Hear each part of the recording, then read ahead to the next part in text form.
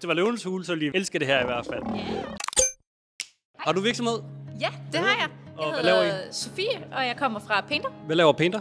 Jamen, vi laver mere grøn malingsemballage, så prøv at få det mere cirkulært. I stedet for 500 gram plastik i sådan en malerspand, så rykker vi det over i pap og poser, og så kan du faktisk male direkte fra papkassen. Det bliver meget nemmere, vi kan transportere det nemmere, og der er masser af fordele. Hvor lang tid har været i gang? Faktisk 4 år. Vi startede på DTU, og var så studerende 2 år, og har nu været fuldtid 2 år. Fedt. Og er du founder? Ja. Vi har lavet nogle vildt store pilottest og ligesom fået testet og virkelig sådan sikret, at emballagen virker. Folk vil gerne have det. 84% de professionelle malere, der tester det, foretrækker det faktisk. Så næste step er ligesom at få det implementeret.